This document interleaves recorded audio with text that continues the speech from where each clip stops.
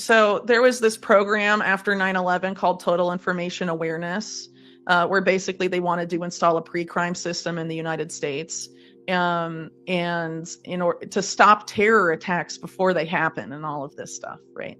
And it was defunded by Congress because they rightly pointed out that it would erode Americans' constitutional rights and eliminate the right to privacy entirely.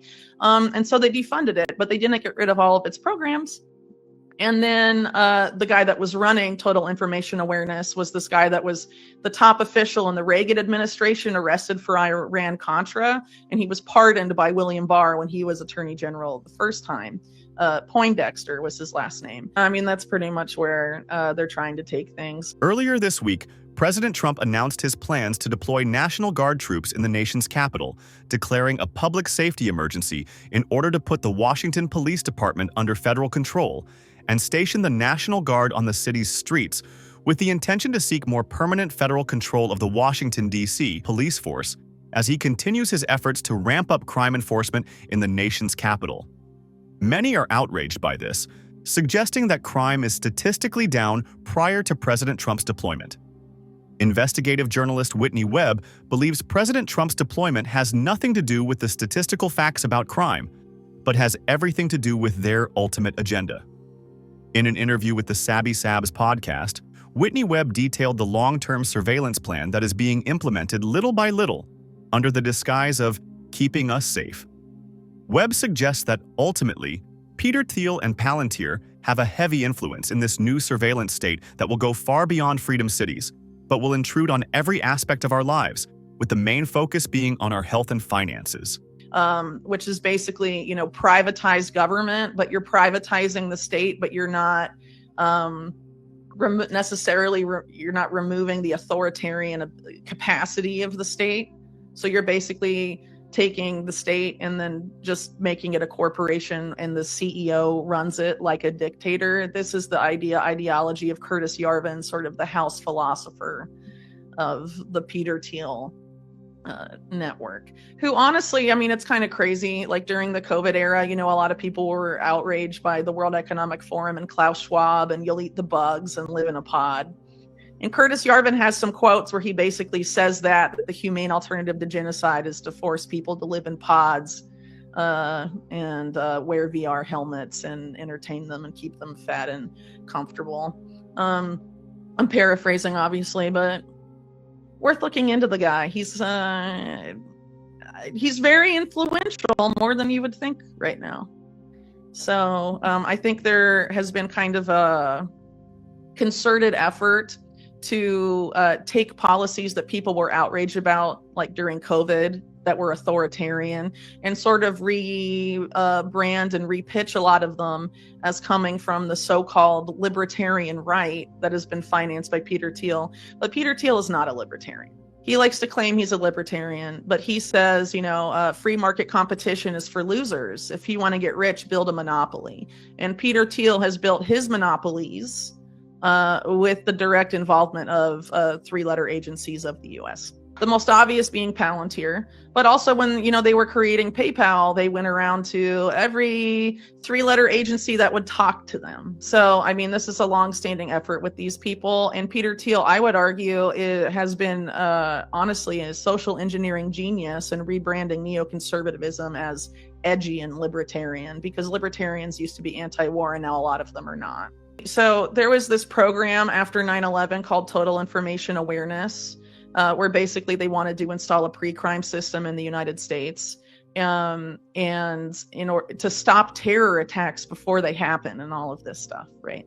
And it was defunded by Congress because they rightly pointed out that it would erode Americans' constitutional rights and eliminate the right to privacy entirely. And so they defunded it, but they didn't get rid of all of its programs. And then the guy that was running Total Information Awareness was this guy that was the top official in the Reagan administration, arrested for Iran-Contra, and he was pardoned by William Barr when he was Attorney General the first time. Poindexter was his last name. And so Peter Thiel and Alex Karp, when they're making Palantir, go to Poindexter, who they considered basically the godfather of surveillance, and were like, how do we remake this as a private company. And they did that with the help of Richard Pearl, who was in the Bush administration at the time, considered one of the architects of the Iraq War, who's been a longtime agent for Israel embedded in the US government. But basically, he wrote this policy document for Netanyahu when Netanyahu first came to power in the late 90s, being largely propelled into that role with the help of Ronald Lauder, an American billionaire. And the document basically said, like, we need to overthrow Saddam Hussein, and I also believe the Assad dynasty of Syria for Israel. And so, and then previously Pearl had a lot of other very suspect ties to, the Israeli state that should have gotten him thrown out of government forever, but did not. And so this is basically how Palantir comes to be, in addition to heavy funding from the CIA through In-Q-Tel. And basically, CARP has admitted that Palantir was always intended to have the CIA basically be their main client, and that they, the CIA was their only client for their first several years of existence as a company. And Palantir engineers went to CIA headquarters in Langley, Virginia, every 2 weeks for several years, having the CIA tweak their product. Intimately involved in this was one of the top chief information guys. I think the top executive, the CIO of the CIA, was a guy named Alan Wade, who, while he was in the CIA, co-founded a company called Gilead with Ghislaine Maxwell's sister, Christine Maxwell. So, this is basically the company that contracts for all 18 intelligence agencies and knows everything about you, according to the New York Times. And probably according to Palantir themselves. And Trump has been openly building databases on people with Palantir. Of course, most people know that they're doing that with ICE, but the administration announced not that long ago that they're doing it for everybody. And Palantir also manages all of your health data because they contract extensively with HHS. So, this is very concerning for a lot of reasons. One point on that I would point to is how Trump in his first term, there was the spate of mass shootings, I believe, in the latter half of 2019. And Trump called on social media companies to stop shooters before they commit a crime, and to basically flag what people were saying on social media and use that to determine if there should be intervention before a crime might be committed. Actually, William Barr, when he was in office the first time, created this program that legalized pre-crime in the United States. And I think I was like one of two people maybe that reported on that at the time. It was called DEEP, and there's been a few arrests under DEEP for people making Facebook posts and things like that. But not that many, but the legal framework has been there since, Trump round one, basically.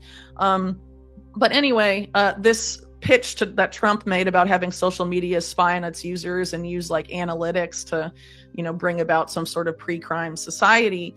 He was being pitched at the time, and he was interested in it, but it didn't ultimately happen, in creating this agency called HARPA, which was supposed to be like the health version of the Pentagon's DARPA. And the program that they wanted to start with, the acronym was Safe Homes, and it was basically about analyzing American social media posts for early warning signs of neuropsychiatric violence, and then based on that, would either send people to a court-ordered psychologist or physician, or even house arrest without them having committed any crime. So now that we have big tech even more intertwined with Trump round two, people should really be paying attention to the stuff, especially now that Palantir, especially through the Doge, formerly led by Elon Musk agency, has sort of embedded Palantir in even more aspects of the government than it was in before, including like the IRS and, mortgage stuff like Fannie Mae and all of that, all have Palantir now. And then basically giving them the keys to the kingdom with a lot of, data that the Department of Treasury has about your finances in the IRS and all of that. All of this is going to go into this master database. And the goal of Palantir, just like it was with total information awareness, is about stopping crime before it happens. It's pre-crime. And Palantir did that, for a few years, several years, in police departments around the country piloting predictive policing programs, which is pre-crime, in mainly low-income minority neighborhoods, starting off in New Orleans. And now you have other companies besides Palantir that do this. There's one in LA called Predpol, and they have an accuracy of 0.5%. And they haven't gotten rid of the contract. So it's not really about better, more efficient policing. I mean, that's what it's going to be sold as. What do you think of Whitney's thoughts here? Do you think the deployment of the National Guard is truly an act to keep the city safe, or, as Whitney says, just a step closer to total surveillance? To watch the full interview, check out the link in the description. It's basically the idea that was developed by the British for prison designs in the 1800s, the Panopticon, the idea that if people feel like they're constantly under watch and they could, be, obviously out of the prison context, you could be put in prison for doing the wrong thing or whatever, then people will police themselves. If they know they're under constant watch, they will police themselves, they will censor themselves, things of that nature. And I think ultimately that's the form of control it is about. And this is neoconservatism being framed as something else. And they've spent a lot of money with the rebrand, and I think they've been very successful. But this goes even before Bush. This goes back to the Reagan era, when they tried to create these programs called the continuity of government protocols where basically they could suspend Americans' constitutional rights in the event of a vaguely defined national emergency, which included, per the Reagan administration, mass nonviolent protests about a U.S. military intervention abroad. So a large anti-war protest that's nonviolent could trigger it. And so now this liberation force that Trump has created with the Pentagon that can be deployed in the event of protests. I mean, if they decide to military intervene in Venezuela, or Iran again, these tendencies are not good. And a lot of people sort of in the MAGA media sphere being like, yeah, it's a liberation force to liberate cities from the left. But if it was the reverse and this was Biden and Biden made a liberation force to liberate cities from the right, they would be freaking out. And so in general, these trends are bad. It doesn't matter what side is implementing them. They'll be used by the other side when they're back in power. And ever since 9/11, we've had a bipartisan consensus, whether it's Bush, Obama, Biden, or Trump, to expand this apparatus in the U.S. Biden expanded Palantir's contracts. His DNI, Director of National Intelligence, was a Palantir advisor. And so this is something that's bipartisan, and they expand it and they grow it. The surveillance state is a bipartisan, very bad issue that people don't pay enough attention to. And, Peter Thiel is one of the main people behind it. And JD Vance is basically his political puppet, right? And so a lot of the power that's in, Trump world now is very much adjacent to this mass surveillance agenda. And for a long time, and now it's being picked up by mainstream media, Silicon Valley has fused with the national security state. It's been going on for a very long time. And, as I've noted in a lot of my work, the national security state created a lot of the big Silicon Valley companies, or at least funded their existence and have contracted with them on and off ever since. Like Google, like Facebook, like Palantir.